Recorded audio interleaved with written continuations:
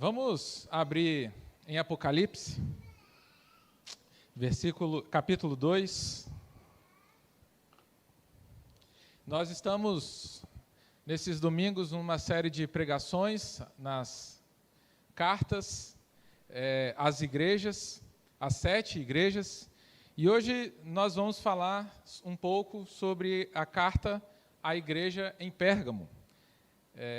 Apocalipse 2, dos versos 12 ao verso 17. Assim diz a palavra. Ao anjo da igreja em Pérgamo escreve: Estas coisas diz aquele que tem a espada afiada de 2 gumes. Conheço o lugar em que habitas, onde está o trono de Satanás, e que conservas o meu nome e não negaste a minha fé, ainda nos dias de Antipas, minha testemunha, meu fiel, o qual foi morto entre vós, onde Satanás habita. Tenho, todavia, contra ti algumas coisas, pois que tem aí os que sustentam a doutrina de Balaão, o qual ensinava a Balaque a armar ciladas diante dos filhos de Israel, para comerem coisas sacrificadas aos ídolos e praticarem a prostituição.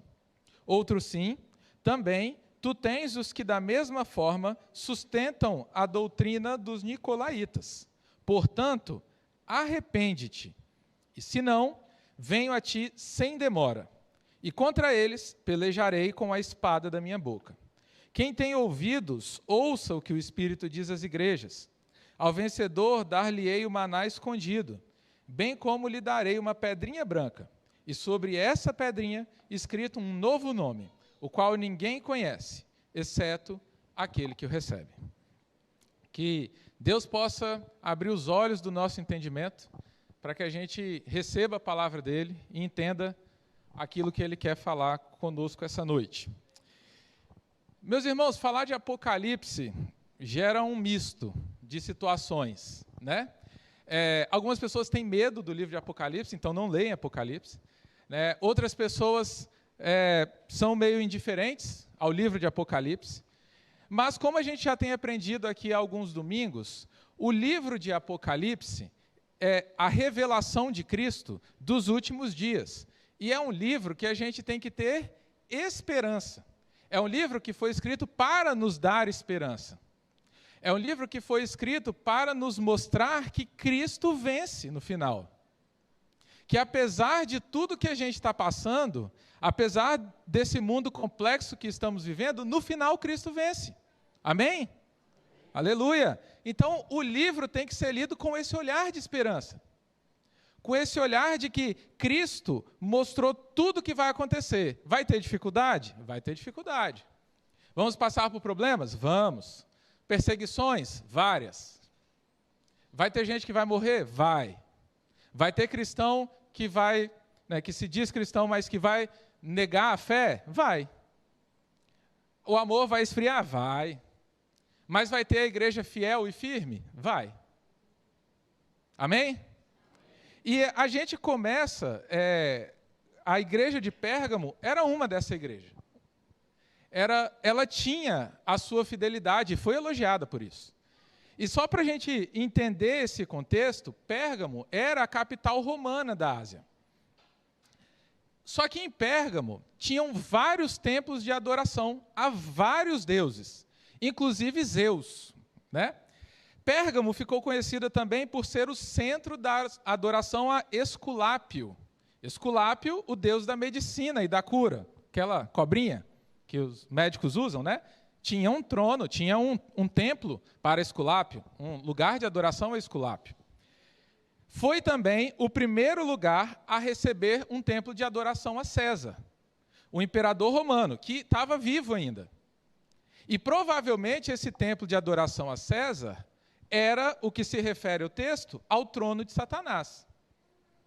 Pérgamo, então, estava inserido num contexto de heresias, idolatrias, imoralidade e prostituição. Era um lugar, então, sombrio. Diferente do que a gente tem vivido hoje. Porque o reino de Satanás, meu irmão, é onde as trevas reinam. Ele é o dominador desse mundo tenebroso. Ele odeia a luz. Ele é mentiroso. Ele é enganador. Ele cega o entendimento dos descrentes.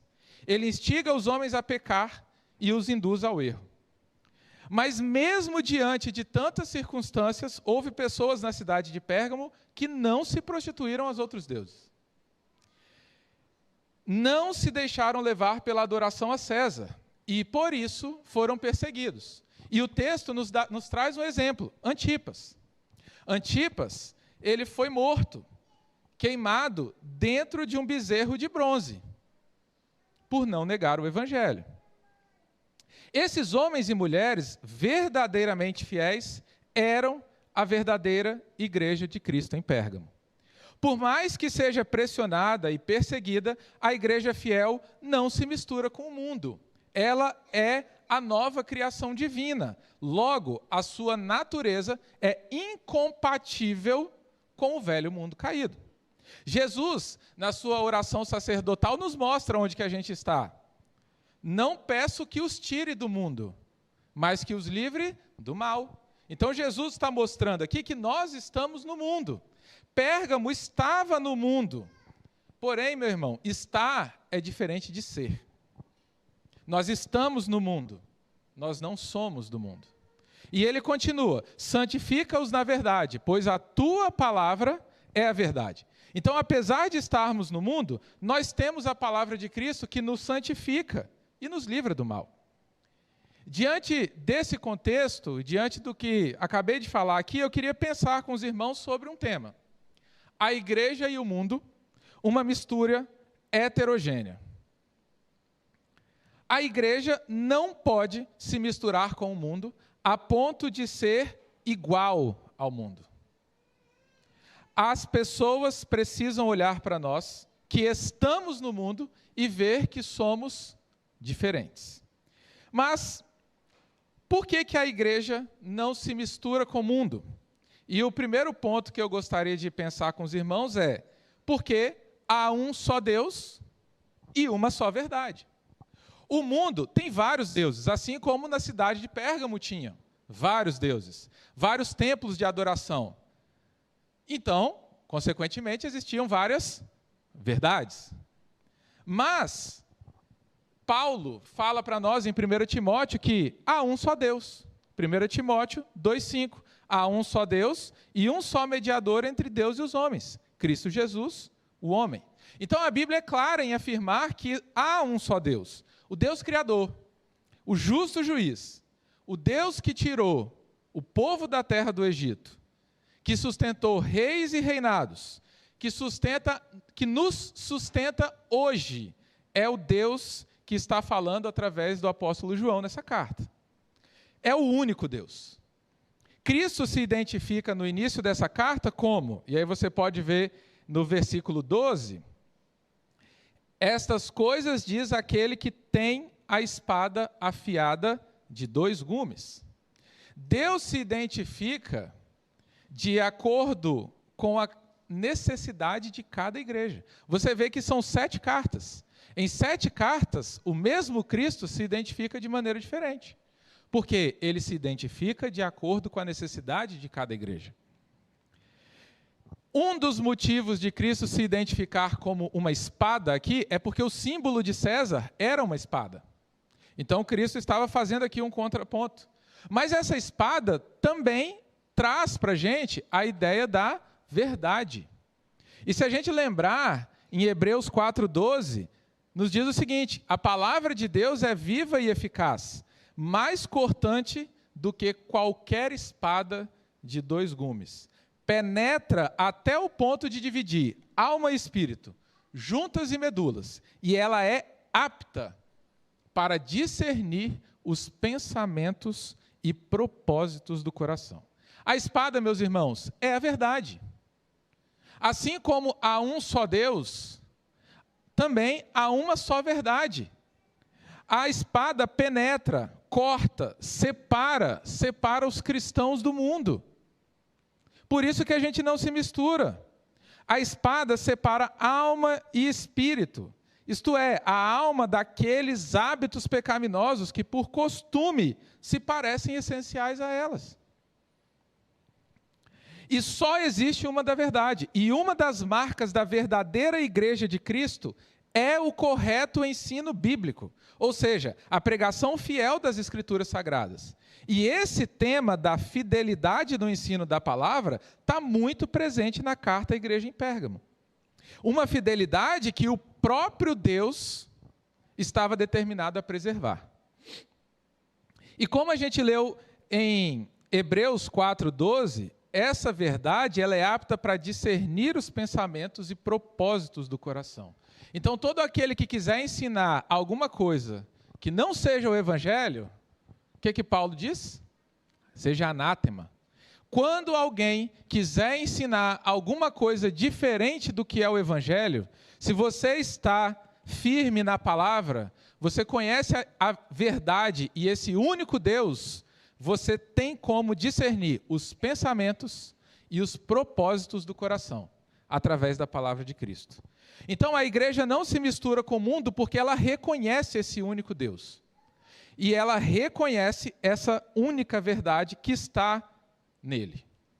Mas, em segundo lugar, a igreja não se mistura com o mundo porque a igreja procura ser fiel a Deus e à verdade.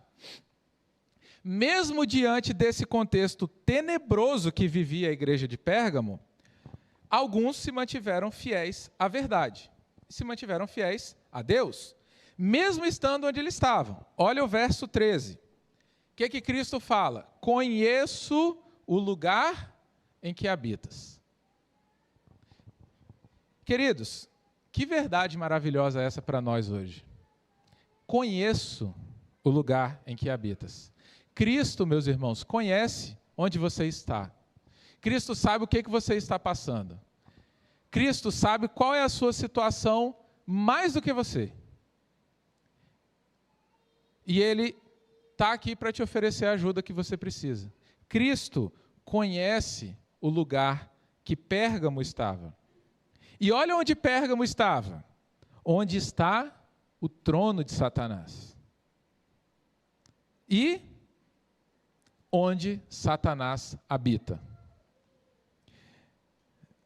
Dá para tremer, não dá? Pérgamo estava nesse lugar. Mas Cristo vem e fala assim, eu conheço. E ele fala assim, você tem sido fiel.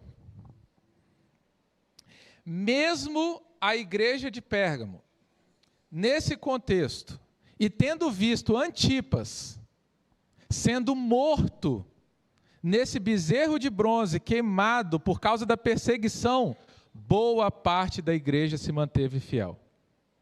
Diante de tantos ídolos e distrações, ela se manteve fiel. E Cristo elogia a firmeza deles. Retens o meu nome e não negastes a minha fé. Como ele fala no verso 13. Essas duas expressões são muito parecidas. A primeira pode, no entanto, significar o efeito e a segunda uma causa. Então, tu retens o meu nome, ou seja, tu não me envergonhas, tu não te envergonhas do teu relacionamento comigo, mas consideras uma honra o meu nome estar acrescentado ao seu.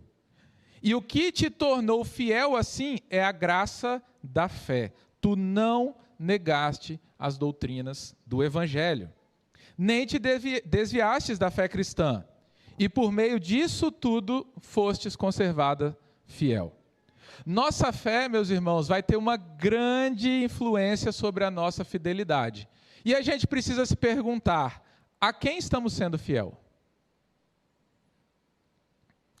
Às distrações ou a Cristo? Quem nos governa? Os nossos desejos e vontades? Ou Cristo? Agora, quando as perseguições por causa de Cristo e do Evangelho se intensificarem, como você vai reagir? Seremos reconhecidos fiéis? Iremos perseverar até o fim? Todavia, apesar de muitos preservarem a fé e a verdade de Deus, havia um problema grave acontecendo na igreja de Pérgamo. a igreja também acolhia, de certa forma, outros ensinos contrários à própria verdade de Deus. Havia uma pluralidade doutrinária inadmissível. Muitos haviam se esquecido que a igreja não se mistura com o mundo e, consequentemente, as doutrinas cristãs não se misturam com as doutrinas mundanas. Cristo, por meio de João, exorta a igreja a se atentar e a corrigir as doutrinas contrárias do Evangelho, que são duas, que ele cita aqui: a doutrina de Balaão e a doutrina dos nicolaítas. Quantos lembram da história de Balaão?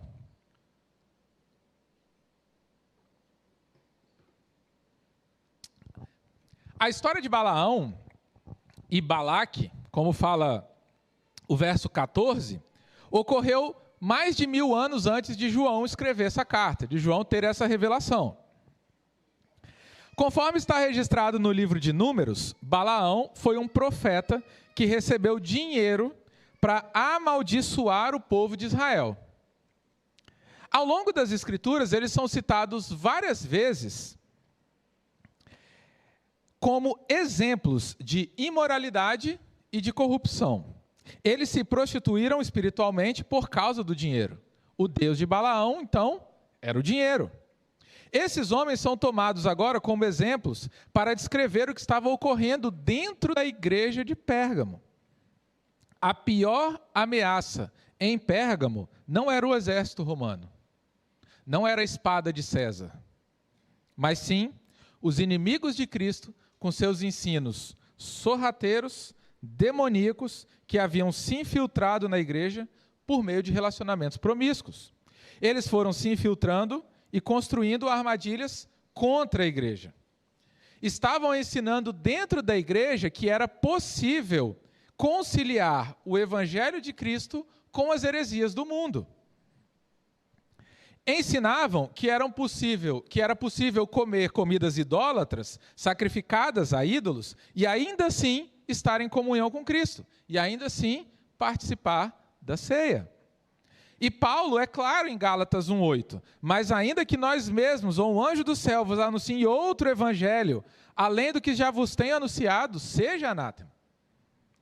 Ensinavam também que a liberdade de Cristo era liberdade para o pecado. Diziam: não estamos mais debaixo da lei. Estamos livres para viver sem freios, sem imposições e sem regras.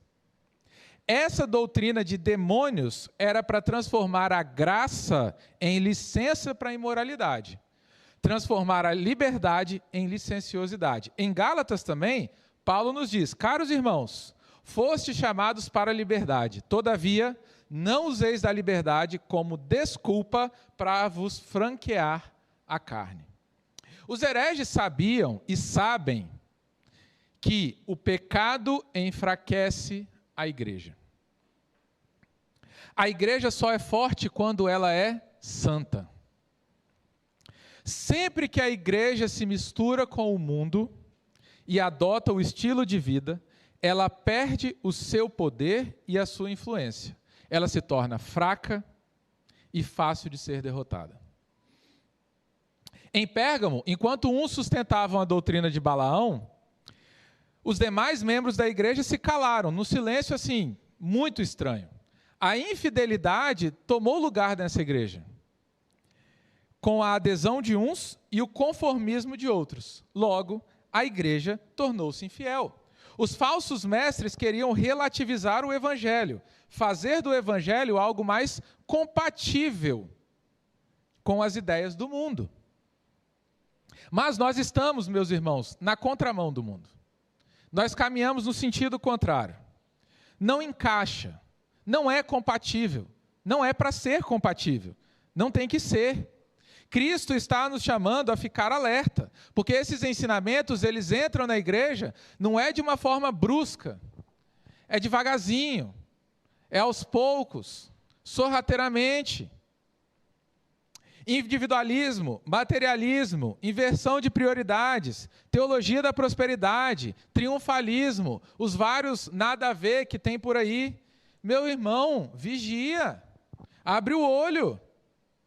Veja se você não tem sido usado como falso mestre para ensinar coisas erradas dentro da igreja. A gente precisa ficar atento, meus irmãos. A gente precisa vigiar. Pais, o que vocês têm ensinado aos seus filhos? Jovens, o que vocês têm permitido entrar pelos seus olhos e pelos seus ouvidos? Igreja, o que vocês têm permitido entrar nas suas casas? E aqui, agora, eu gostaria de convidar todos vocês a fazer algo que Cristo nos convidou. Examine-se, pois, o homem a si mesmo, toma do pão e beba do cálice. Eu queria te convidar a fazer um exame, a olhar para dentro de você, a olhar para a sua vida e a refletir como você tem caminhado. Porque uma das coisas que a gente tem perdido com a correria do mundo atual é a capacidade de exame, de examinar, de refletir sobre tudo aquilo que a gente tem feito na nossa vida. Sobre atos, atitudes e comportamentos. Se nós não examinamos e não refletimos, nós não sabemos para onde ir. Nós não somos capazes de gerar mudança. Nós vamos apenas repetir o que os outros estão fazendo. Nós vamos, igual o cachorro, correr atrás do próprio rabo. Somos influenciados a fazer o que os outros fazem, se nós não temos tido momentos de reflexão, momentos de exame. Com isso, nós não percebemos a sutileza das falsas doutrinas entrando na igreja. Os nicolaítas, por sua vez, ensinavam que o crente não precisava ser diferente. Quanto mais ele pecar, maior será a graça. Quanto mais ele se entregar aos apetites da carne, maior será a oportunidade do perdão. Eles faziam apologia ao pecado. Eles defendiam que os crentes precisam ser iguais aos pagãos, igual aos pagãos. Eles deviam se conformar com o mundo. Mas aí a gente lembra de Paulo de novo, dizendo para a gente lá em Romanos 12, e não vos conformeis com este século, mas transformai-vos pela renovação da vossa mente, para que experimenteis qual seja a boa, perfeita e agradável vontade de Deus. Se a gente não tem tempo para refletir, pensar, orar e meditar na palavra de Cristo, nós vamos nos conformar com esse mundo. Cristo, meus irmãos, odeia a obra dos nicolaítas. Ele odeia o pecado. O que era odiado em Éfeso, que foi tratado como um ponto positivo da igreja de Éfeso, que era odiar a obra dos nicolaítas, era tolerado em Pérgamo. Quando a igreja tenta se conformar com o mundo ou se adequar ao mundo, vamos nos enfraquecendo. E a igreja está em pecado. Se a gente quer se amoldar, se ajustar ao mundo, estamos em pecado. E só há uma coisa a fazer: se arrepender. Como diz o verso 16, portanto, arrependa-te. Por quê que a igreja se mantém separada do mundo? Porque o arrependimento nos leva a Deus e à verdade. Cristo chama toda a igreja de Pérgamo ao arrependimento. E por que ele chama todos ao arrependimento aqui? Porque apesar de alguns estarem pregando contra a palavra de Deus, a igreja toda foi leniente com esse ensino.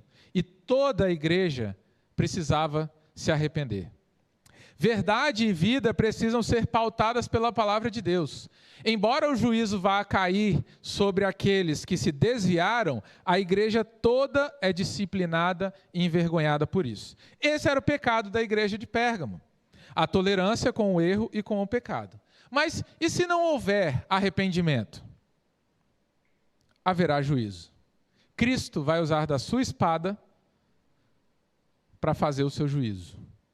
Antipas morreu pela espada dos romanos, mas quem tem a verdadeira espada é Cristo. E o próprio Jesus nos alerta: não temais os que matam o corpo, e não pode matar a alma.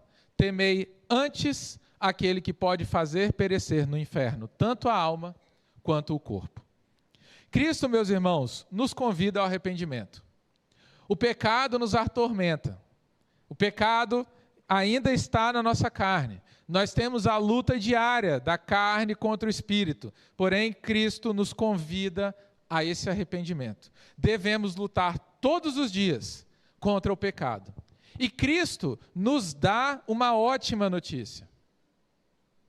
Aquele, porém, que perseverar até o fim, será salvo.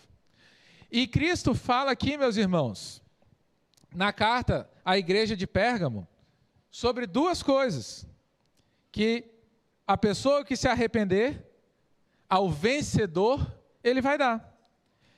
Primeiro, o maná escondido, e segundo, uma pedrinha branca.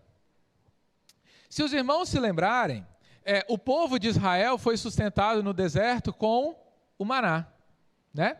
Só que esse maná no deserto era diário. Você não podia guardar, porque ele estragava. Mas eu não sei se os irmãos se recordam também, na Arca da Aliança havia um maná. Um maná que não estragava. Um maná que não se deteriorava. Porque a Arca da Aliança representava a presença de Cristo, fonte de toda energia. Aquele que sustenta a tudo e a todos estava presente, e aquele maná não estragava. Porém, meus irmãos, existe um outro maná que vai ser dado, que é Cristo. Amém? Cristo, ao vencedor será dado Cristo. A glória com Cristo, o novo céu, a nova terra, a vida eterna com o nosso Criador. Aqueles que rejeitam as comidas idólatras, as coisas desse mundo, terão um banquete com as iguarias de Cristo no céu. Cristo, o pão vivo que desceu do céu. Mas o vencedor também vai receber uma pedra branca. Essa pedra branca, ela era usada de duas formas aqui na época da igreja de Pérgamo. Primeiro, ela era usada como um veredito diante dos jurados. Então havia um julgamento, as pessoas que eram absolvidas recebiam uma quantidade maior de pedras brancas do que de pedras pretas. Aqueles que eram condenados recebiam pedras pretas. Então, meu irmão, se Cristo está dizendo que ao vencedor será dado uma pedra branca, é porque você foi absolvido. Amém? Cristo justificou você e a mim. Cristo nos salvou e está nos dando essa pedra branca. O cristão é declarado justo, inocente e sem culpa diante de Deus. Mas essa pedra branca também tinha um outro significado, que eles usavam naquele contexto, a pedra branca, para as pessoas que eram convidadas a participar de festas, de festivais públicos. Então, Cristo aqui está revelando para João o seguinte: você que receber a pedra branca está sendo convidado, está sendo admitido no céu, na festa das bodas do Cordeiro. Quem deixar as festas do mundo vai ter uma verdadeira festa no céu, onde vai rolar alegria para sempre. E os vencedores receberão um novo nome. O maná escondido, meus irmãos, é Cristo.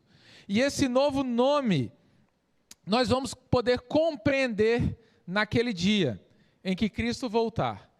E aqueles que conhecem em parte, conhecerão também plenamente como são conhecidos. Aqueles que veem agora como um espelho, indistintamente, o verão face a face.